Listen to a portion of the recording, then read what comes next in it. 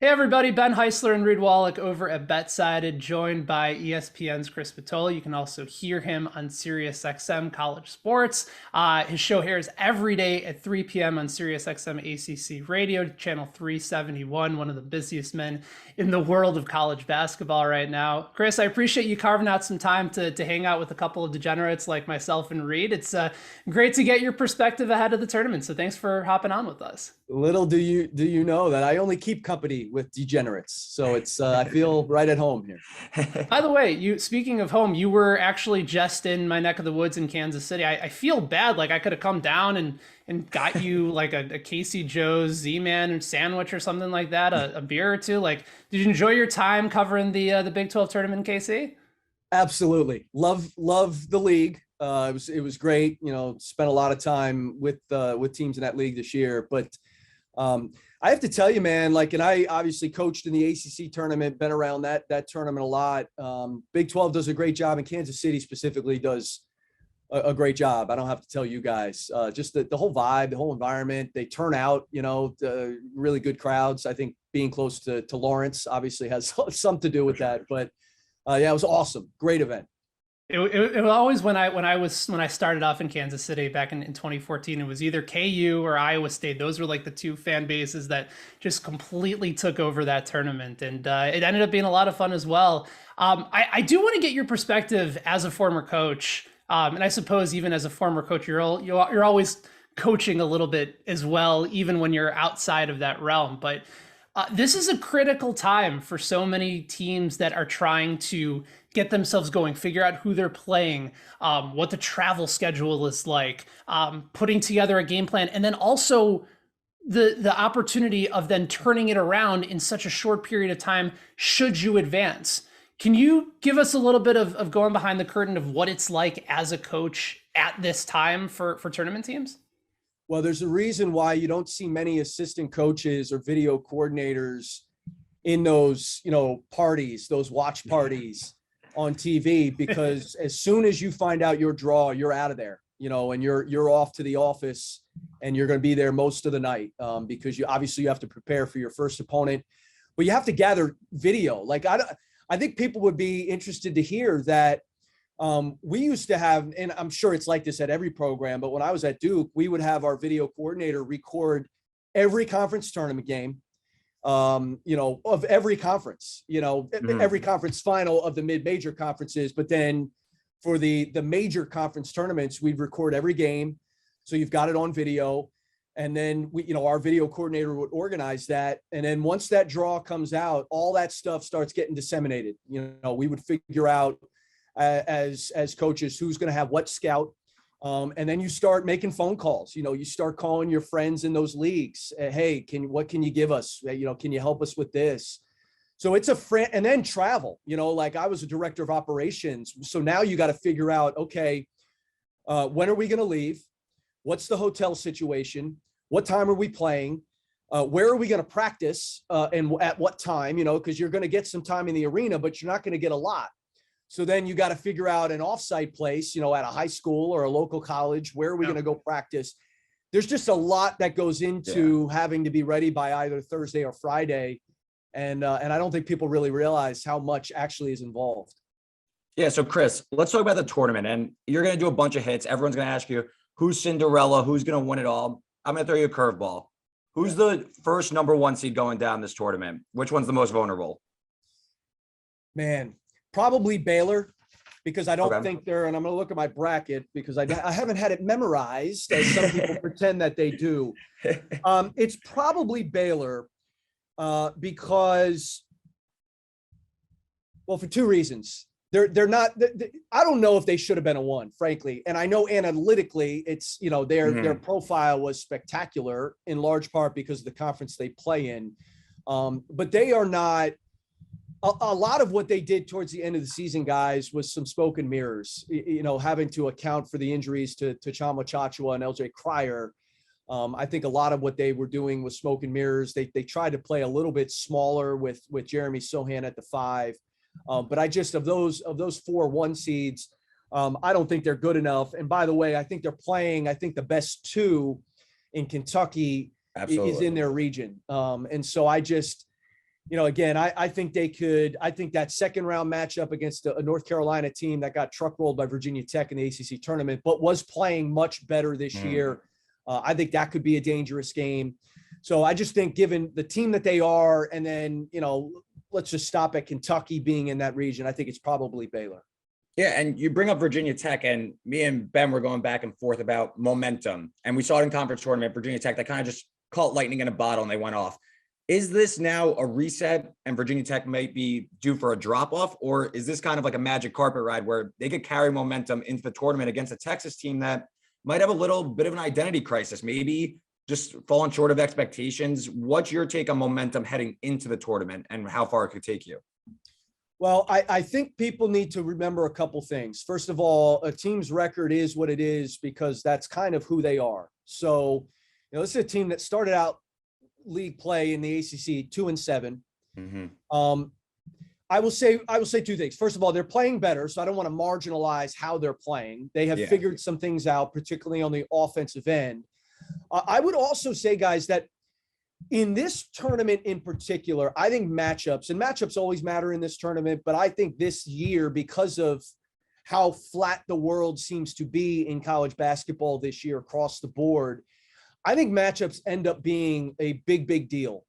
And I think when you look at Virginia Tech, especially their last two games in the ACC tournament, Carolina hasn't guarded anybody all year. And Duke, in the games they've lost this year, hasn't guarded anybody. And so that's a team that I think was going to be able to run their stuff. There wasn't going to be a whole lot of resistance. There was going to be some freedom of movement for them that I think they benefited from. Texas, I'll tell you what, man, look, I don't trust that team on the offensive end. They go on some real long droughts, but they can get after you. I mean, they are one of the top 10s in the country defending. They have some switchability to them, which I think will help them in that Virginia Tech matchup. And then you guys know, I mean, you've watched the Big 12 like that was a war this year. And so I think, and by the way, Texas, going back to the end of the regular season, Texas took Kansas to overtime, and Kansas, I think profile wise, plays a lot like Virginia Tech does offensively. So I actually have Texas winning that game because I do think they're going to be able to guard them. And I also think, guys, it depends on how a team handles winning a conference tournament. Like, there's a difference between a Kansas, for example, winning the Big 12 tournament, who also shared the Big 12 regular season championship. Like, winning was a part of their DNA all year. You wonder how a team like Virginia Tech, have we arrived? They squeaked into the NCAA tournament. Remember, they're a buzzer beater away against Boston College from not even advancing in the ACC tournament and being left out. So look, do with that what you will. Some folks may say, well, they're on a run here. But my thing is, A, I never really believed that much in them to begin with. And B, do you trust how they're going to handle that championship? Or is that sort of, okay, that's our season? I don't know.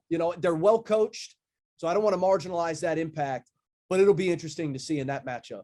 It's a really interesting point, and I think about a team like Illinois a season ago, and I remember Brad Underwood had some comments about how they celebrated that Big Ten championship maybe a little too much, right? Before going into the NCAA tournament, struggling with Loyola Chicago. It's a good Loyola Chicago team in the second round.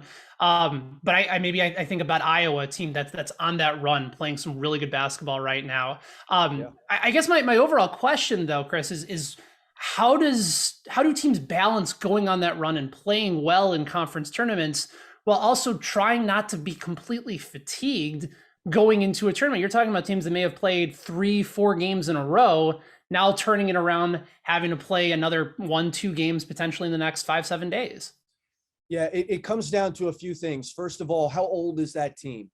And how accustomed to winning, one, during the season, but B, in this tournament, have they been?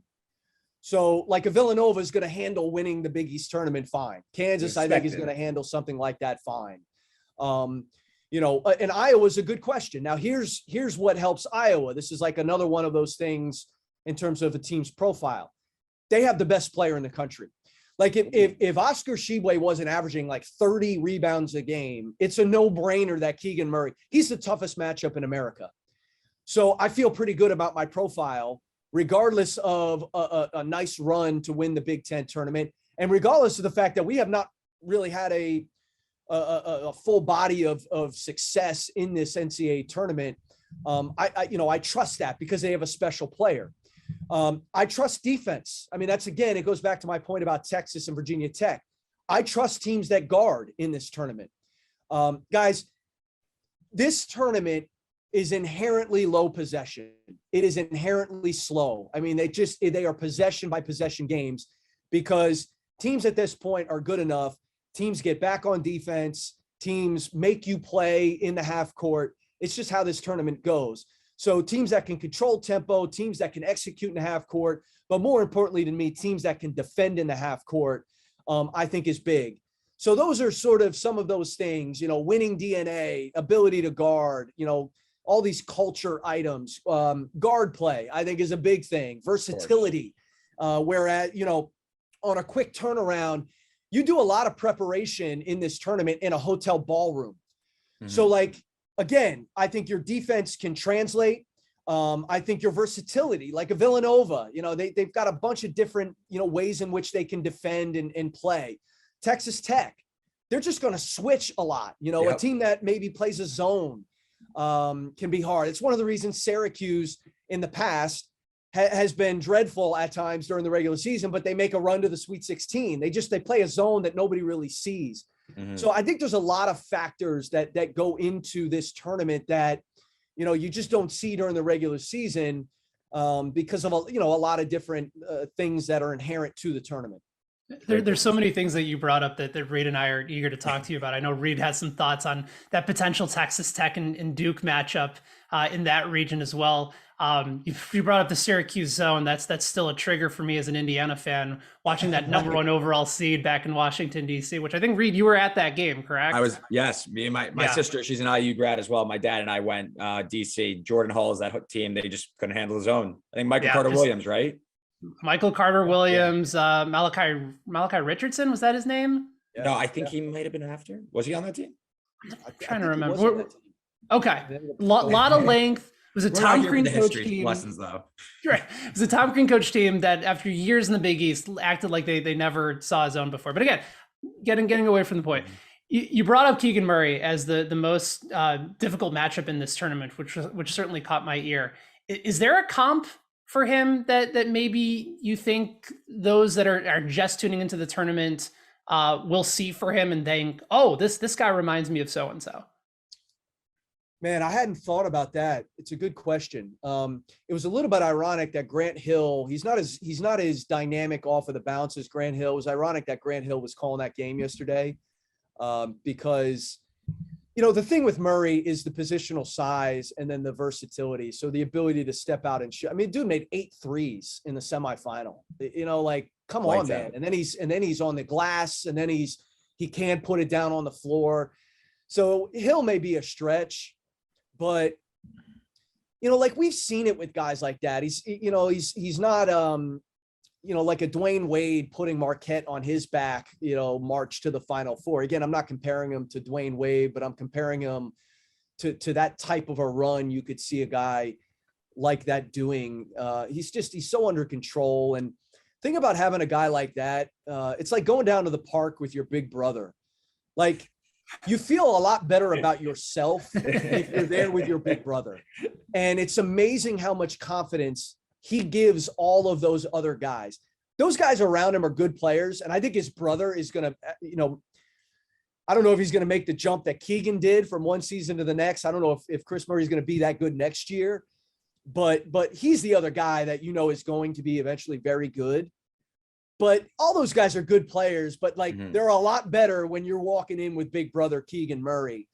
So that's how much I like that guy. I just think, I don't know how you guard him. You're going to have to, obviously guard him with multiple guys. You're going to have to shade him and all that coach speak. I don't want to bore your listeners, but he's tough. And in this tournament, when you have that guy, it's you got a great shot. Yeah. And I think, honestly, Iowa's defense has been that's really what's pushed them now, I think, to possibly a Final Four level team. But Chris, I want to transition to the West region where Gonzaga is the number 1 seed. Everyone, number 1 ranked in KenPom. Everyone loves them. I actually think they got a pretty tough draw this year. They're looking at a second round matchup against one of two elite defenses in Memphis and Boise State, a potential Sweet 16 matchup against either Arkansas or UConn. Do you see Gonzaga walking to the Elite Eight again, maybe the Final Four as well? Or are these interior defenses going to give them some trouble, for Timmy and Chet Holmgren?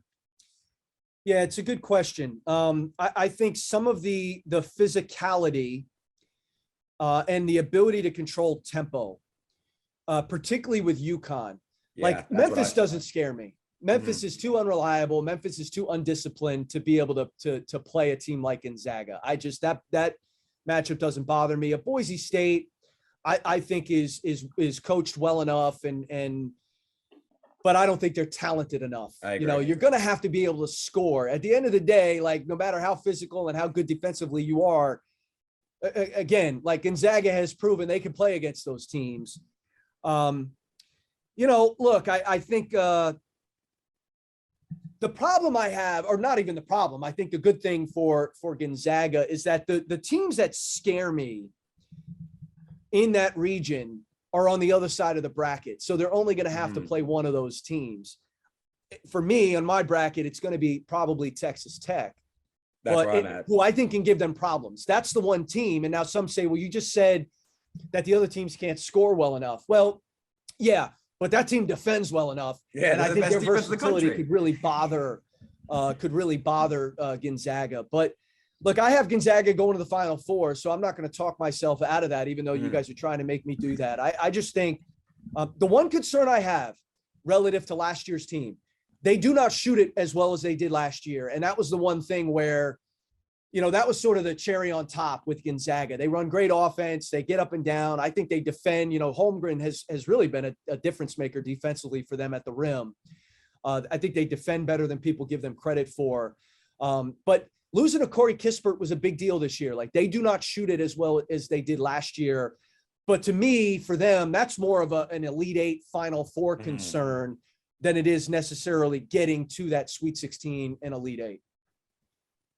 Yeah, and then look at the bottom. You brought up that you potentially have Texas Tech. I think Tech has Duke covered here. I think defensively, Mark Adams just has this defense humming, and I just don't know if Duke has that gear. We've seen them kind of struggle and sputter in the second half, but we mentioned Texas Tech potentially giving Gonzaga issues. They played earlier this year. Gonzaga won, but do you think Tech could maybe get over the hump and beat Duke and then Gonzaga? And then in turn, does Duke have, despite kind of a weak end to the regular season, we'll call it, can they rebound in time for a March run, obviously in Coach K's last year? Yeah, we'll take the first part first.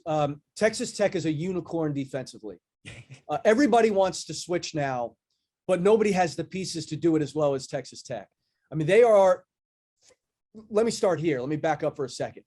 That team, they have 4 23-year-olds and they have a 24-year-old. They're as old as anybody in the country. They are grizzled veterans who are men. Okay, start there. Secondly, across the board, their starting lineup, you're going 6'6", 6'7", 6'8", 6'8", 6. Like they don't have that big guy inside, which is why, at times this year, like a David McCormick, you saw stretches in that Big 12 final where McCormick gave them some problems. But there aren't a lot of teams with a David McCormick. So that team is a unicorn defensively. Their ability to switch, their defensive IQ is off the charts. And Mark Adams is as good a defensive coach as there is. By the way, to prepare for them on a quick turnaround, if you have not seen it, like I've said all year when I've done their games, teams who have not played them, teams that, are not in the Big 12, they're going to knock you back. You cannot simulate what they do defensively. You cannot simulate their physicality. You cannot simulate their switching. So they are a unicorn defensively. Here's the other thing. You mentioned the game earlier in the year against Gonzaga. They are playing better offensively. Now, they're not a juggernaut, and it did bite them in the Big 12 championship game against Kansas because they just ultimately could not score with Kansas. That's the concern with Gonzaga. Can they score enough, or is their defense good enough to hold that game into the 60s? But Bryson Williams has been as good as anybody in the country all season long. He was a unanimous all Big 12. So that's them. I absolutely think they can make a Final Four and beat a Gonzaga. To your question about Duke, they're too young. Yeah. Like, and I hate to just sort of lay it at that, but it's one of the reasons they don't defend as well. They just don't have the acumen, the IQ. They don't have the toughness on that end. They don't have the buy-in defensively to say, we are committed to doing this for 40 minutes. Paolo Banchero is going to be a top 3 pick in the draft. He is not a Carmelo Anthony, put this team on my back freshman and carry them to a Final Four. They need other guys to play well. The problem is other guys have not played consistently well enough. Like Wendell Moore has not been the same player since Duke went on its COVID pause months ago. Mhm. Trevor Keels has had moments, but he's a freshman playing in this tournament for the first time. Like Wendell Moore, by the way, is playing in this for the first time. Keels is up and down. He's moody, he's unreliable. AJ Griffin, good player, unreliable. So, there's nothing that I look at Duke and say, man, they've got that. Like at the end of the day, they've got that. And some people will say, well, they've got Banchero. He ain't Keegan Murray, back to my point earlier. Like good player, going to be a great pro in time, but not in this tournament. And so I just don't think they have the fiber, the toughness. And we've seen that in their losses. Like they just don't 100%. defend well enough over the long term, I think, to win 6 games or even, 4 games to get to that point, to a Final Four. Chris, I want to see if you can help settle a debate that Reed and I have going on in the South region, because Reed loves Arizona and rightfully so. number 2 overall team in KenPom. They've had a fantastic season. They're the number 1 seed. I'm big on Villanova for a lot of the reasons that you brought up earlier. And if those 2 teams are able to play each other in the Elite Eight, that's a fascinating matchup. I know that Arizona is going to push pace and Villanova is going to try and slow things down, but you're talking about 2 of the most efficient offenses in the country. Villanova, if you're talking about guard play, like that's them in a nutshell, with versatility, with experience, and they're the best free throw shooting team in the country as well. If those 2 teams were to match up, how would you handicap it? How would you ultimately predict a winner between those 2? Yeah, I have Villanova going as well. I'm on my own. For a number of the reasons you mentioned. Here's my problem with Arizona. First of all, Kirk Kreese he's a valuable piece. Yes. So not having him over the long term is a big deal. Secondly, like they better get past Seton Hall or even a TCU first. Then you've got Houston potentially, or in Illinois, all of whom are capable of beating Arizona. I actually think this is the toughest region. And I think it's the toughest path. Now, again, I think Baylor is the worst of the 1 seeds, but I think this is the toughest path. But then on the other side of that bracket, like I could make as compelling an argument for Tennessee to make the Final Four as I can Villanova. And again, I just think you're talking about teams that are incredibly tough matchups. I think the guard play, let's start on the other side. The versatility of, say, a Houston, even a UAB, like Houston's got to get past UAB. Like UAB is a good team, a quality opponent. But the versatility of a Villanova, the offense that Tennessee has found here over this last stretch of the season, we know that they've defended all year, but now they've got guys making shots, man. I mean, that's sort of been the explosion of offense for Tennessee, is a big reason why they won the SEC championship game. So I think either Tennessee or Villanova are problems on the other side. I like Arizona's size, but to your point, I think any of those teams would have the ability to neutralize that size. And then not having Kreese, I think is a big deal moving forward for Arizona. Yeah, Kirk Kreese, obviously the ankle injury, point guard. We'll see if he's able to come back. He keeps saying he is going to come back. There was a nasty picture online of his swollen ankle, so we'll see if he's able to. But over to the Midwest region, which I think is fascinating for several reasons, because Auburn stumbled down the stretch. Their offense is kind of gone. Obviously, the backcourt issues, shooting kind of becoming a problem. But I think that their draw really broke for them nicely as a 2 seed. On the other side, you have Kansas and Iowa going at it. But do you think Auburn is it too late for them? Are they able to round to form? Because they still have an elite defense. I think they could fall back on that. But is there enough time for Auburn to figure out the offensive end to make a Final Four push? No, there's not enough time. I don't trust that team at all. I just don't. And I think this time of the year, we sometimes overthink things. Mm-hmm. Just watch Auburn play over the last 2 weeks. That team's not good enough, and everybody wants to point to their guard play, which is fine. I get it. Unreliable. But on two things. First of all, Walker Kessler, and I don't know if it's the shoulder, which I assume it probably is. Yeah. He has not been nearly the impact player defensively as he was early. I'm a voter for the Naismith Defensive Player of the Year, and I continued to vote for him, but he just hasn't been the same. And he's not playing with as much vigor as he was early in the year. And again, I assume it's probably because of the injury. And then, their inability to find Jabari Smith at times where you're get Jabari Smith a shot. That's what I'm saying. It's shocking to me. Clearly the best player on the floor. Just give him the ball. It's shocking to me.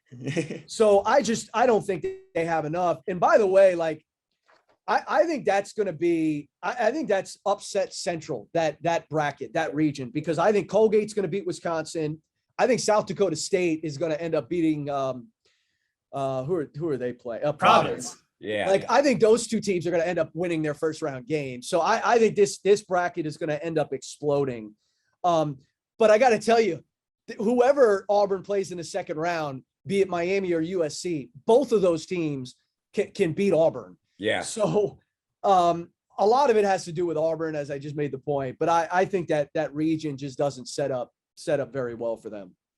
I know we're getting close to the top of the hour. You have time for a few more quick ones? Absolutely. Let's do it. Perfect. All right. So rounding it out with the East region, we brought up Texas and Virginia Tech already. But it's one of those regions where I think you have a ton of competitive matchups across the board. UNC Marquette is really interesting. Murray State versus San Francisco is fascinating. That sets up a potential Kentucky versus Kentucky game in the round of 32 if Murray State should advance. UCLA, another team that grades out really well on both sides of the ball in adjusted offense and defense. But they also have some flaws relative to that team from a couple of years ago. And then, of course, there's Kentucky. Of all the different matchups in the East, is there one in particular that stands out most to you? I think keeping an eye on St. Mary's moving forward it will be interesting. Look, Wyoming, Indiana, I don't know, but those teams are going to have to turn around and play a St. Mary's team that is very hard to prepare for. I talked earlier about, when you're looking at a team's profile, that team is very old, St. Mary's. That team has already proven that they can, beat a Gonzaga team. And I understand the tournament and all that, but the WCC tournament and all that, but that St. Mary's team is good.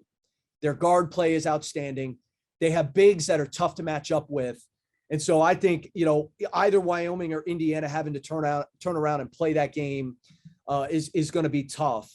So that's the team that I would keep an eye on. And then I can't remember if we talked about this or not, but the Texas-Virginia Tech matchup is going to be interesting. Mm-hmm. I think Texas is better than they've shown. I called that comeback that TCU had against Texas in the Big 12 tournament. Look, they blew an 18-point halftime lead. Here's the other reality. They were up by 18 on a tournament team in TCU. And I was there, and it was an impressive first half. So, I think Texas is an important team to keep an eye on. And then, oh, by the way, I think Kentucky is going to end up making the Final Four out of that region because they have obviously the most dominant rebounder in the country. And then I'm a big proponent, guys, of this time of year. Go back and look at how a team lost its games. Like look at a team's losses and dive into why they lost. A big part of those 7 losses for Kentucky is they had guys either hurt going into those games or they had guys hurt in those games, which drastically affected, I thought, the outcome of those games. Their guard plays good. They're going to have to start making shots. When they started to really roll towards the end of SEC play, Kellen Grady and Davion Mintz were making shots. They've got to get those guys back to start making shots because their transition becomes a lot better. They become a lot better in the half court, harder to defend. But I think Ty Washington makes another jump here as he's continued to do all year. I think Jacob Toppin, who did not play all that well in the SEC tournament, I think he's an athletic freak and is a tough matchup. So I think that team ends up making it out of the East region. Yeah, great segue into our classic layup question. What's your Final Four national championship and who cuts down the nets, Chris? I think Gonzaga makes it out of the West. I've got Villanova out of the South. I've got Kentucky out of the East. I've got Kansas out of the Midwest. Okay. I've got Gonzaga playing Kansas. And I have Gonzaga winning Mark Few's first national championship. They finally get over the hump. I hope so. I hope so. Chris, this has been a lot of fun. For anybody that hasn't an opportunity to hear you call games on ESPN, it's been an absolute treat over the course of the season. People can follow you on Twitter at Chris_Spatola, Spatola. You can also check him out on SiriusXM as well. This is a lot of fun. Thanks for spending some time with us. Thanks, and may your brackets hit, may your bets hit. Although I don't know how much betting you're probably doing during the tournament, but looking forward to doing this again soon. This is a lot of fun. My pleasure, boys. Thanks for having me on.